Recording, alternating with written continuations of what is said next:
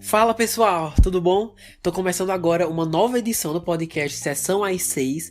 Para quem tá chegando pela primeira vez, sejam todos muito bem-vindos. Me chamo Lucas Ribeiro e no episódio de hoje vamos falar sobre uma franquia que já existe faz alguns anos, envolvida em bastante polêmicas e agora chega ao seu terceiro filme. Hoje o tema é Animais Fantásticos 3 ou Animais Fantásticos e os Segredos de Dumbledore. Aviso antes de começarmos que não haverão spoilers desse filme, mas sim dos outros dois, dos anteriores. E sobre as polêmicas, vou abordar muito pouco, até porque tem uma em especial que não tem como evitar. Lembrando que quem quiser participar desse projeto, dar a sua opinião, o seu comentário, seja do filme ou do podcast mesmo, só acessar o Instagram, @sessãoàs6, onde você fica por dentro de tudo que ainda está por vir. Então, Animais Fantásticos, bora começar!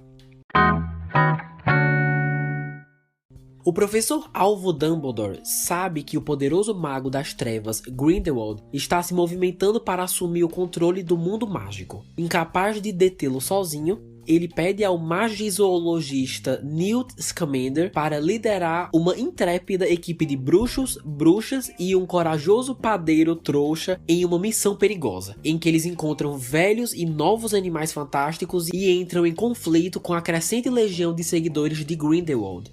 Mas com tantas ameaças, quanto tempo poderá Dumbledore permanecer à margem do embate? Bom, é dirigido por David Yates, responsável pelos outros dois Animais Fantásticos. Se não me engano, alguns filmes do Harry Potter. Os roteiristas da vez são J.K. Rowling e Steve Kloves. E claro, é baseado no mundo mágico criado pela própria J.K. Rowling da saga de livros. Olha, queria começar dando minhas impressões da franquia até agora. Consegui reassistir os dois filmes antes de conferir esse terceiro. O primeiro é o melhor, de longe, assim, adoro mesmo. Se um dia eu só quiser relaxar e conferir um bom filme, esse é um forte candidato. O jeito como eles conseguiram mostrar, materializar a ansiedade, depressão, repressão dos seus sentimentos, de quem você é, por meio de um ser chamado Obscurus, é algo que me impressiona até hoje, assim, todas as vezes que eu assisto. É incrivelmente inteligente e que muita gente assistindo deve saber exatamente essa sensação e conseguir se identificar com o personagem Credence. Sem contar que dos três é o roteiro mais objetivo, assim, é organizado, as coisas na sua grande maioria fazem sentido, a história é bem clara, linear, não achei confusa e é por isso que é o meu favorito. Assim, com certeza é um spin-off digno de estar no mesmo universo que Harry Potter. O segundo, achei completamente o oposto. É nesse filme que eles decidem mudar o destaque, fazer a transição do Newt pro Dumbledore e Grindelwald. Mas assim, você deixar o quarteto, que tinha o maior destaque até então, que são Newt, Jacob, Tina e Queenie como secundários e terciários, é uma escolha meio estranha, porque se a gente parar pra pensar, eles não têm nada a ver com a treta do Dumbledore com o Grindelwald. Mas como os quatro já apareceram no primeiro filme, o diretor acaba tendo a obrigação, digamos assim, de trazer todo mundo de volta e ainda tentar fazer sentido, fazer isso dar certo. E eu não acho que deu, sabe? Outra tarefa que essa franquia criou pra si mesma, outro desafio, melhor dizendo, é enfiar criaturas mágicas no meio da história. Até porque, o nome é Animais Fantásticos. No primeiro filme deu certo porque o Newt, o magizoologista, era o único protagonista. Mas nesse segundo tem uma disputa constante de quem é o principal. Porque o filme não consegue se decidir entre um ou dois e fica transitando entre o Newt, Dumbledore e Grindelwald. E como consequência, ninguém acaba sendo desenvolvido de fato. O que também tem a ver com o próximo tópico. Esse filme também acaba afetando a representatividade. A própria J.K. Rowling disse anos atrás: vocês não sabiam não? Dumbledore é gay. E a gente pensou o quê? Bom, ele vai estar no segundo filme da franquia, Então vamos ver mais disso. Inclusive saiu em vários jornais e revistas falando que esse fator seria super presente na sequência, promoveram super isso, e na hora de assistir o filme era só uma cena de um cara perguntando: Dumbledore, você e o Grindelwald eram como irmãos, Aí o Dumbledore: nós éramos mais que irmãos. E foi isso, esse alvoroço todo por causa disso. Então, nesse quesito, também deixaram a desejar. Porque prometeram algo, nos venderam algo que no fim das contas não souberam entregar. É o filme mais fraco de toda a saga Harry Potter que eu já assisti.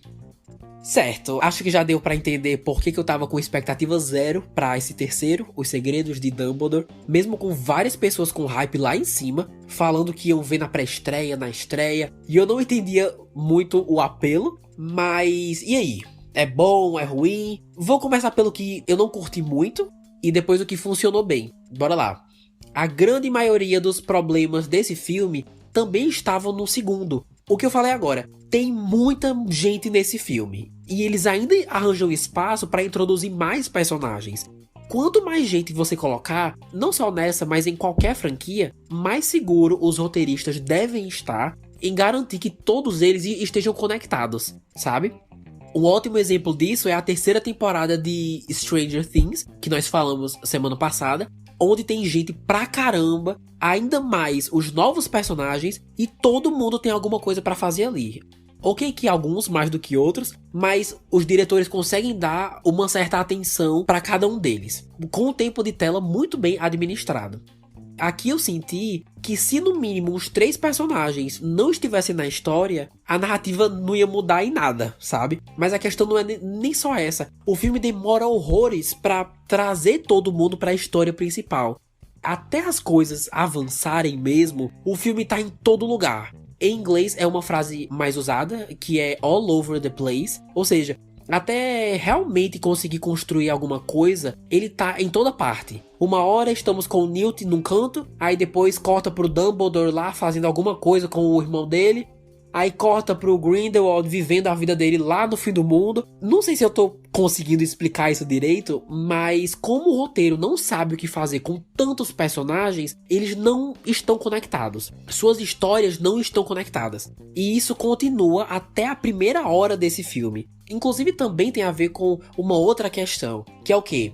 É muito longo. Não tem necessidade nenhuma desse filme ter o tempo que tem. Nenhuma. Assim, eu vi no cinema, né? Onde tinha muita gente lá, como eu falei, por algum motivo o hype tava altíssimo. E sempre que eu vou no cinema, tento ao máximo prestar atenção, ficar imerso na experiência. Mas dessa vez eu me pegava pensando quanto tempo faltava, sabe? Também fiquei com vontade de pegar o celular pra passar o tempo, o que normalmente nunca acontece. E parte disso é por causa do tempo. Assim, não necessariamente o tempo, mas o que o roteiro decide fazer com esse tempo. Por exemplo, uma coisa que eu odiei no filme passado foi que os últimos 20 minutos foram só dizendo o que vai acontecer no terceiro filme se um dia ele chegar a ser feito. Ou seja, começou a separar o elenco em times, quem tá do lado de quem, foi basicamente isso. Uma coisa é você usar o final para dar um teaser, para dar uma dica do que vem por aí. Outra coisa é o final do filme ser apenas isso. Mas, resumindo, o último filme termina com a ideia de que o pau vai cantar em Os Segredos de Dumbledore, que vai ser tiro, porrada e bomba e que uma guerra louca vai acontecer. E, gente, não tem nada disso. No trailer mesmo, tem uma fala do Grindelwald dizendo: nossa guerra com os trouxas começa hoje. Mas ele diz isso depois de o quê? 1h30 de filme? Se não mais. É absurdo e não tem guerra, mano. Simplesmente não tem. O que eu tô querendo dizer é que o problema nem é só a história ter 2h20 de duração, mas é que o roteiro não sabe usar esse tempo. Se fossem 2h20 de uma batalha mágica louca entre bruxos, pondo em risco sua realidade e a dos trouxas, aí é outra coisa. Esse filme eu assistiria fácil. Mas na prática mesmo, a guerra é mais política. E esse tópico em especial, pra mim, é tanto positivo quanto negativo. Vamos falar mais disso daqui a pouco. Porque, infelizmente, ainda tem mais um tópico marcando presença aqui na seção negativa dessa análise, que são as sequências de ação. Como eu falei, o que eu mais queria ver era uma guerra no mundo mágico. Foi o que eles prometeram no filme anterior. E assim, aqui tem bastante magia, sim, mas podia ter mais ação, mais batalhas, mais feitiços. E por algum motivo eu não conseguia me conectar muito com os feitiços em si, especificamente. A maioria não me causava efeito nenhum. Aí, bem depois, foi que eu percebi que na saga Harry Potter, todo mundo falava em voz alta o nome do feitiço que tava usando. E assim, eu cresci aprendendo alguns, sabe? Acho que todos nós. E aqui, na maior parte do tempo, ninguém fala nada. O que eu acho uma oportunidade perdida de recompensar os fãs mais antigos. O maior exemplo disso tá numa cena em que alguém, não vou dizer quem, lançou um feitiço verde. E depois do filme, bem depois, eu tava conversando sobre isso com uma amiga, como raramente eles falam o nome das coisas. Aí ela me disse, Lucas, aquele feitiço verde era uma Avada Kedavra. E eu nem sei se todo mundo pegou essa parte, mas assim, se ela não me fala, eu não ia saber nunca. Podem falar o que quiserem do Voldemort, mas ele sim fazia questão de deixar claro que feitiço ele estava usando. E eu sinto falta disso. Diversas vezes nos deparamos com momentos visualmente bem interessantes, mas por causa dessa questão acaba não significando nada, porque não explora a mitologia que eles já estabeleceram na saga original, o que é uma pena. Eu vi uma teoria de que eles não falam mais os nomes em voz alta porque isso era coisa que era incentivada na escola, em Hogwarts, de você praticar os feitiços falando o nome em voz alta. Mas como eu falei agora há pouco, o próprio Voldemort, que é um adulto formado, né? Ele também falava o nome das coisas. Então assim, essa teoria tem uns furos aí, sabe? Eu não sei. Ah, e só uma observação. Nem chega a ser um tópico mesmo. Anos atrás, a Warner tinha confirmado que o terceiro filme dos Animais Fantásticos ia se passar no Brasil. Aí até postaram alguma coisa do Rio de Janeiro na época, acho que anos 50, né? Não lembro se foi alguma montagem ou então algum cartão postal, mas enfim, eles postaram alguma coisa. Eu fiquei louco. Imagina você morar num país, a gente não precisa imaginar, né? A gente vive isso, que quase nunca tem destaque em Hollywood e de uma hora pra outra, uma das maiores franquias de todos os tempos escolhe o Brasil pra ser a locação de uma nova aventura mágica. É sensacional.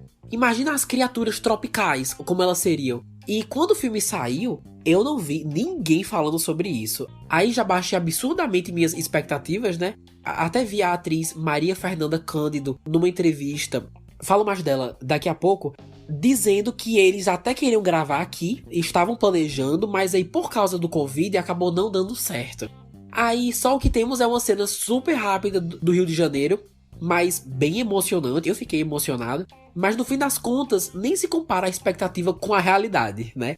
Se eu trabalhasse na Warner ou fosse o diretor, mesmo sem poder vir ao Brasil, ainda assim daria um jeito de fazer o filme se passar aqui. Não sei se vocês sabem disso, mas é a coisa mais comum do mundo para economizar no orçamento. Filmes que se passam ao redor do mundo, na verdade, serem gravados no estúdio, com uma tela verde. Ou então você tá em um país, mas na história você fala que tá em outro.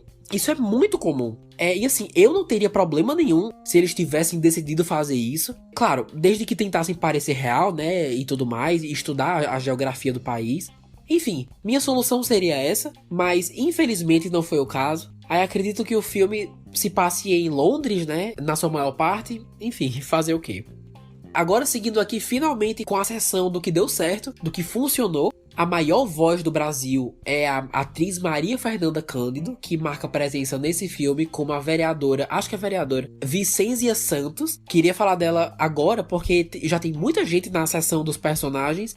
Eu sou aquele tipo de pessoa que sempre que o Brasil é citado, mostrado ou representado por alguém em uma franquia grande, eu já piro, assim. E aqui não foi diferente. Muito legal ver a atriz toda caracterizada, com uma varinha e tudo mais. Porém, contudo, entretanto, ela mal está no filme. Sua participação varia entre a de uma personagem terciária e uma figurante. O que é estranho porque na lógica do roteiro faz muito sentido que ela apareça mais e tenha mais falas. Tem um momento em especial no terceiro ato que a situação em que a personagem está implora que ela fale alguma coisa e ela não fala nada. O roteiro não permite. Inclusive, acho que ela tem só uma fala no filme todo. A atriz faz um bom trabalho com o espaço que lhe é dado, mas não chega a ser o suficiente, o que é muito chato. E com certeza isso tem a ver com o fato de ter uma quantidade absurda de personagens em cena, como eu já falei, porque no geral eu não acho que eles souberam administrar todos eles, e a nossa querida Vicência Santos foi uma aí, infelizmente. Ei, mais animação, pessoal, essa é a parte positiva desse podcast, tá? Não parece, mas é. Não, mas falando sério agora, sabe uma coisa que todos os 3 filmes têm? Os efeitos especiais, figurino, direção de arte, até os detalhes do som dos animais, tudo é simplesmente impecável. Uma coisa que Animais Fantásticos sabe fazer muito bem, pelo menos pra mim, né, é me fazer voltar a esse mundo mágico. Mesmo a saga Harry Potter tendo sido encerrada há anos, a Warner ainda consegue nos trazer de volta. A atmosfera do mundo mágico tá em todo lugar aqui. É esteticamente tudo muito bem feito. Até o segundo filme, que eu não gostei, tem esse fator. Mesmo com vários problemas, você ainda pensa: nossa, mas é tão legal estar de volta, sabe? Em relação a isso, essa nostalgia é fenomenal. Até hoje eles conseguem replicar. Não quero entrar em detalhes, mas dos 3 filmes, esse é o que mais faz referência à saga Harry Potter, principalmente nas locações, muitos lugares conhecidos aí para os fãs matarem a saudade. Outra coisa bem positiva que esse filme tem, na verdade esse filme conquista, é a representatividade. O que foi prometido no capítulo anterior foi entregue aqui. O relacionamento super conturbado entre Dumbledore e Grindelwald é o destaque central da narrativa.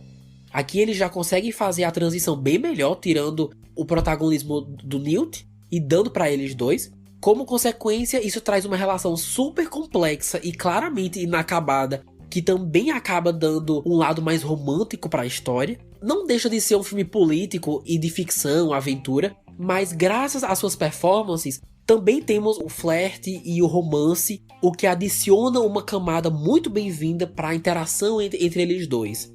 Com certeza haverão pessoas pensando: nossa, mas que diferença faz? Pra que ficar reforçando isso? Olha, eu acredito que já discutimos isso em episódios anteriores, no caso sobre representatividade, então não vou ficar me repetindo, mas assim, tem uma frase que eu levo comigo sempre, que é: aqueles que não aprovam representatividade, que não apoiam, normalmente são pessoas que já são representadas diariamente. Ou seja, Animais Fantásticos fez história sendo o primeiro blockbuster de Hollywood a ter 2 membros da comunidade LGBT+, como destaque mesmo na história principal. Não os coadjuvantes numa história secundária, eles são os principais numa saga de sucesso, e isso é incrível, é bem feito e merece ser celebrado. Independente da sua opinião sobre a história, se você gostou ou não do filme, é algo que tem que ser respeitado e aplaudido. Espero que os fãs, membros dessa comunidade, tenham ficado satisfeitos com o que viram. Se algum ouvinte, inclusive, se enquadrar aí nesses grupos e quiser dar sua opinião, falar o que faltou, o que eles acertaram, é só mandar seu comentário no Instagram, tá? @sessãoas6, que eu vou adorar saber suas impressões. Mas antes de seguirmos com a sessão dos personagens, tem mais um tópico que merece marcar presença aqui, como eu falei antes, a política. De longe é o filme mais político de toda a saga, e os paralelos com a nossa realidade são tão bem escritos que chegam a ser assustadores. A trama consegue se manter extremamente atual ao abordar questões sociais que estão acontecendo agora em diversos países. Então, mesmo se tratando de um mundo ficcional mágico onde tudo pode acontecer, a política, esse período de eleições deles, o próprio Grindelwald traz uma camada de realidade tão verdadeira que assusta. Pessoalmente, isso foi tão bem abordado que, saindo do cinema, eu fiquei bem triste por ter visto várias semelhanças com o nosso país, tirando a parte legal da magia, né? Claro. Então isso é resultado de um tema bem abordado, né? Bem escrito, na medida do possível, e que vale a pena mencionar aqui. Beleza, seguimos então com os personagens. Obviamente não vou conseguir falar de todos, mas vou tentar cobrir o máximo. Começando por Albus Dumbledore, é interpretado por Jude Law. Aqui a gente percebe que o ator teve mais oportunidades de mostrar que tipo de pessoa seu personagem é. Alguém do bem, que vê a bondade no outro, que é sábio, inteligente. Faz um bom tempo que eu não vejo os filmes originais, mas assistindo Jude Law mais uma vez, me fez lembrar da personalidade desse personagem, em como ele foi retratado anos atrás. Então assim, foi uma interpretação tão delicada e forte que em vários momentos eu me pegava pensando: ah, realmente é. Agora que você me mostrou esse lado dele, eu lembrei que ele é exatamente assim mesmo.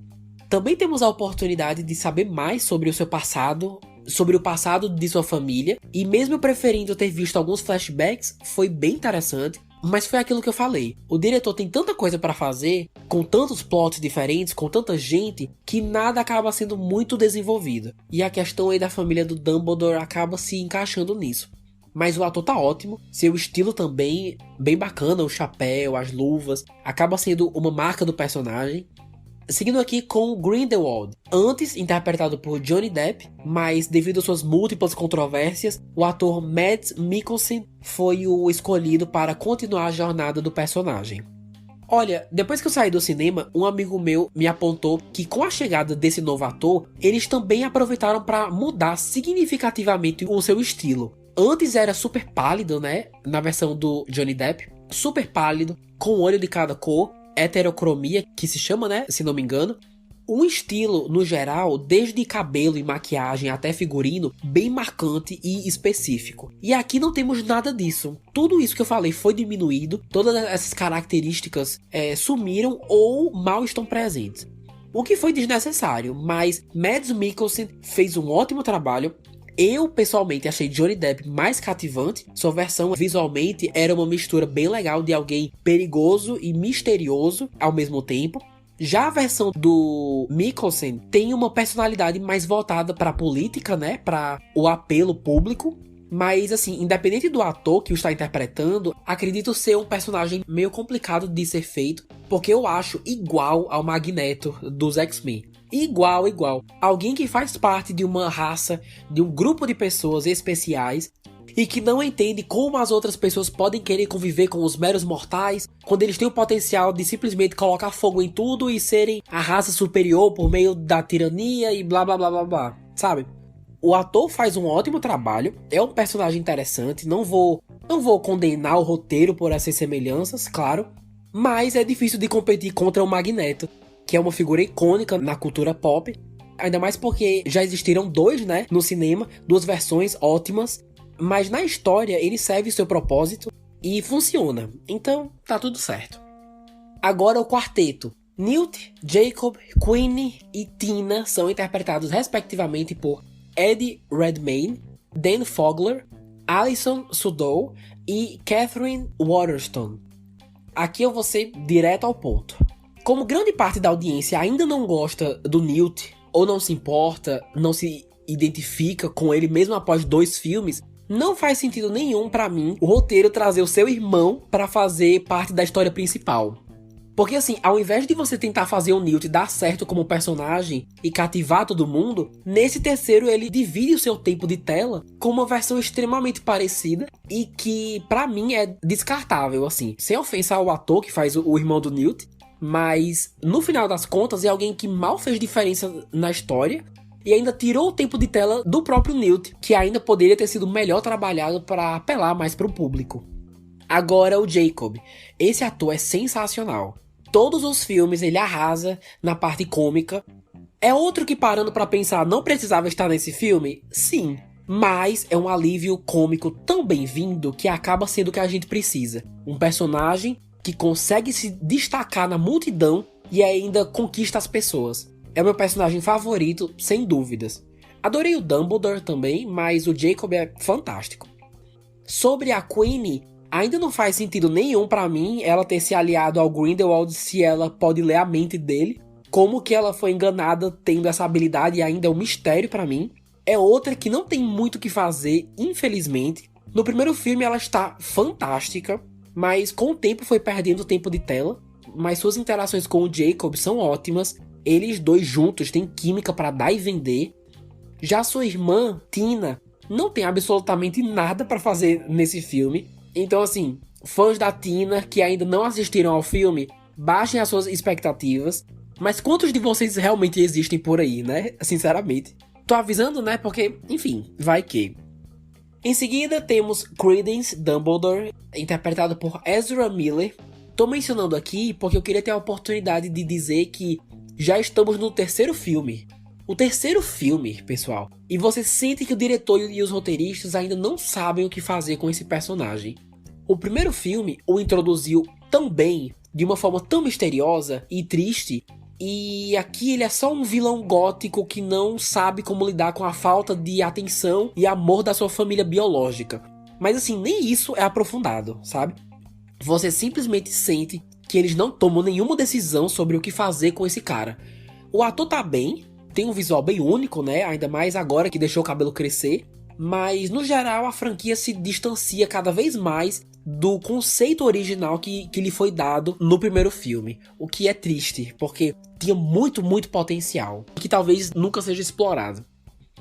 Certo, antes de falarmos dos números, né, do orçamento, bilheteria, etc., queria abordar bem brevemente as controvérsias que, querendo ou não, estão afetando sim o desempenho desse filme. Ao longo dessa discussão, vocês devem pensar também em Covid, a guerra da Rússia com a Ucrânia. Ainda existem muitos fatores envolvendo isso que não tem a ver com as polêmicas. Mas as controvérsias são sim fatores que estão afetando o desempenho no geral, entende? Então vamos falar um pouco sobre isso.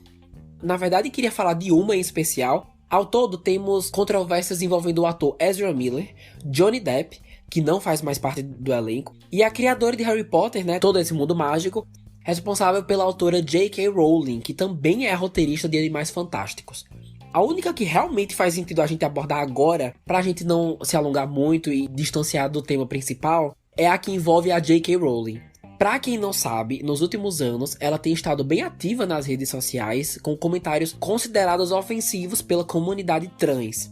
Pelo que eu entendo, não é algo que ela se arrepende, muito pelo contrário. Até hoje, esse é o seu pensamento, independente de como isso afeta a comunidade, os fãs. Ah, Lucas, mas o que isso tem a ver com o filme? Beleza, vamos tentar colocar nossas emoções um pouco de lado e fazer o que fazemos bastante nesse podcast, que é pensar no ponto de vista do entretenimento. Como que isso afeta a marca.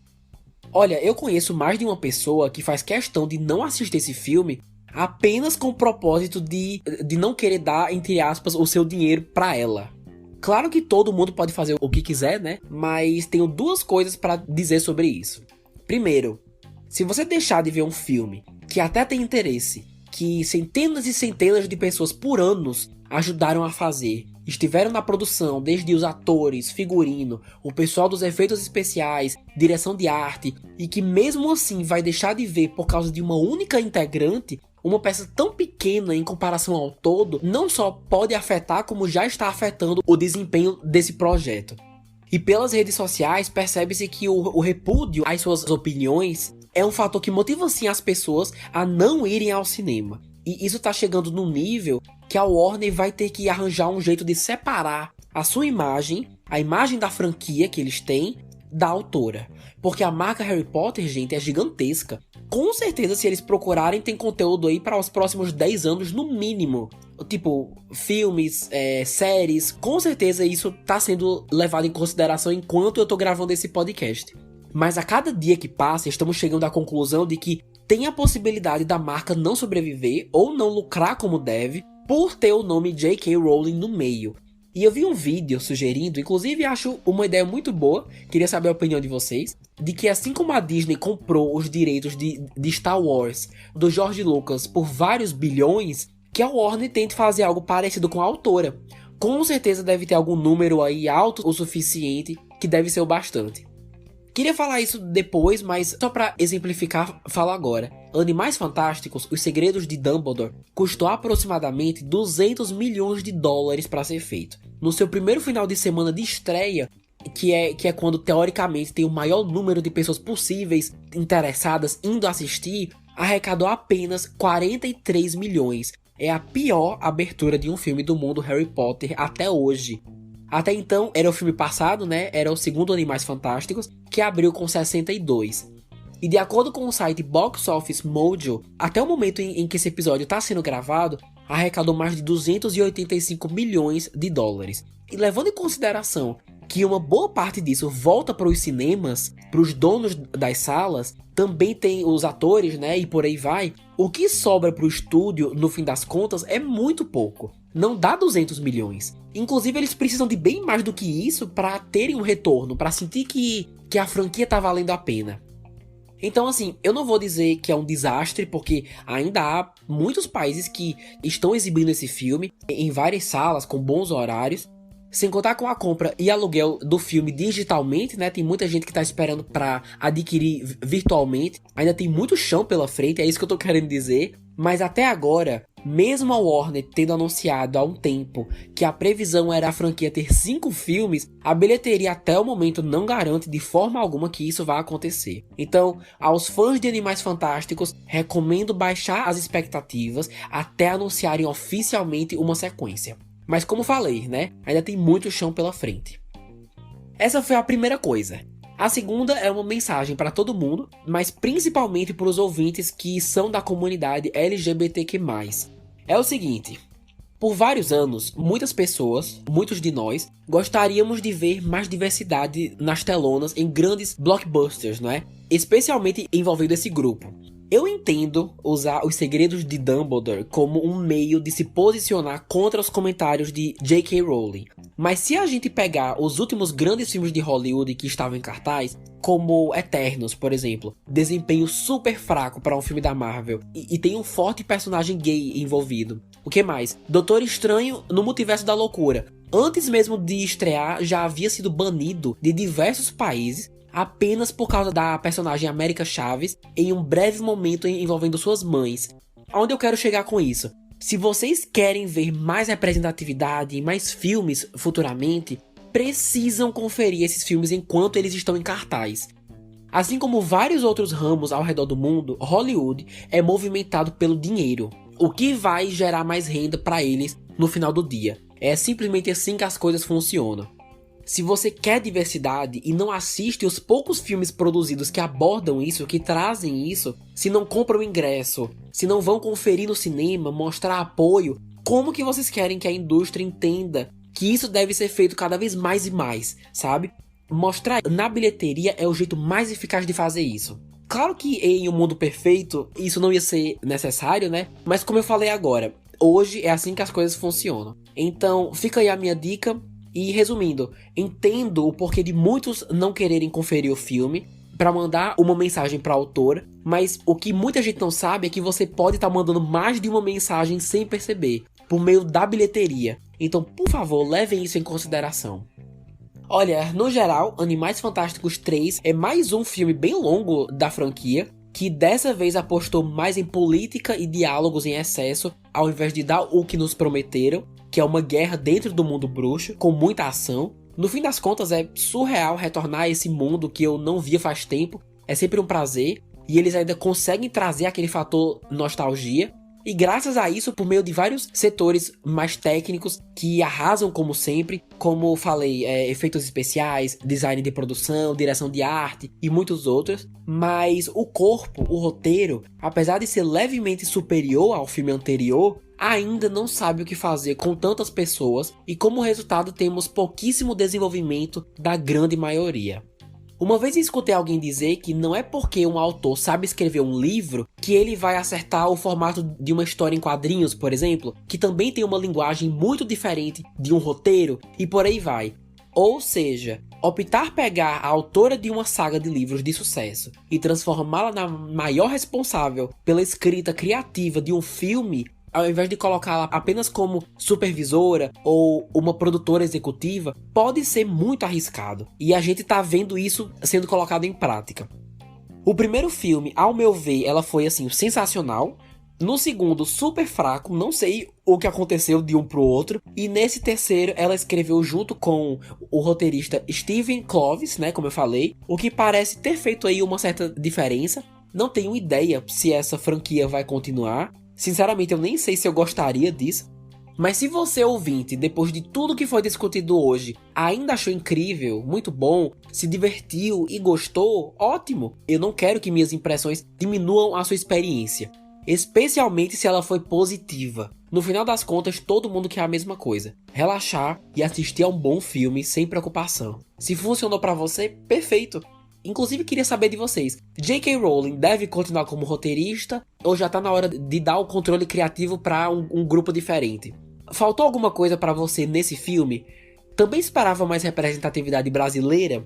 Comenta lá no Instagram, @sessãoas6, ou no e-mail, podcastsessãoas6@gmail.com, que eu curto demais trocar uma ideia com vocês, beleza? E é com isso que encerramos mais um podcast. Esse foi super completo, viu? Imagine se tivesse sido com spoilers, mas no geral deu pra abordar tudo, então show de bola. Se curtiu essa edição, manda para algum amigo que curte essa franquia, que também quer participar dessa conversa, que me ajuda demais, demais. Também temos muitos outros episódios lançados, Marvel, DC, outros filmes e séries também, com várias participações especiais. Então convido demais a darem uma conferida. Estamos nos principais agregadores de podcasts, Spotify, Deezer, Apple Podcasts e por aí vai, só pesquisar. Galera, vou ficando por aqui. Se você escutou até o final, muito, muito obrigado. Um grande beijo a todos e todas. Me encontro com vocês semana que vem. E é isso. Até mais.